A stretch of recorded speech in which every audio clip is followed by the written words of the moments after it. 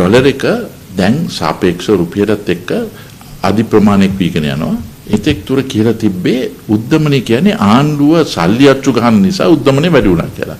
දැන් මෙතන උද්දමනය වැඩි වෙන්න හේතු වන්නේ ඉල්ලුම නෙමෙයි නම් එහෙනම් ආර්ථිකය සංකෝචනය කරන්න ඇයි මෙවැනි කටයුත්තක් කරන්නේ? මේ රටේ ආනයන කිරීමේ උද්දමනයක් ඇති වෙලා තියෙනවා නම් මේ රටේ තියෙන සල්ලි ප්‍රමාණය එළියට අරන් ඒක තුල ඒ කියන්නේ අධි පොඩි අනුපාතයක් ඒක තුලින් මේ රටේ සංකෝචනය කරන්න කිසිසේත්ම රටක් සංවර්ධනය කරන්න බාධාවක් ලෙස මම සලකන්නේ. එදා අපි කිව්වා මේ වගේ රුපියල එක පැත්තකින් පාලනය කරන්න බැරි වෙනකොට පොලි අනුපාතයේ ආකාරයෙන් හිතුව මතේ වැඩි කරලා ඒක ආණ්ඩුව දානකොට අන්තිමට මේ ඔක්කොමද ගෙවන්න තියෙන අහිංසක ජනතාව.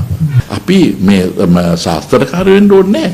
ප්‍රායෝගික අත්දැකීමක් තියෙනකොට මේ ගැන මේක තමයි වෙන්නේ කියන එක තමයි අපි කියලා තියෙන්නේ.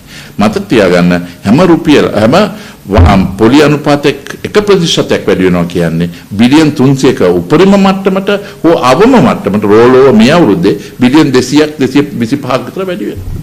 හරි වෙලාවට කරන්න තියෙන දේ හරියට කරා නම් මේ ප්‍රශ්නෙට වෙන ප්‍රශ්නයක් නැහැ. මේක කිසිසේත්ම ඉදිරි දැක්මක් නැතිව ගෙනියන මහා බැංකුවේ ක්‍රියාවක් ලෙස තමයි මම කියන්නේ. මොකද මේවා ආණ්ඩුවකට දාන්න එපා.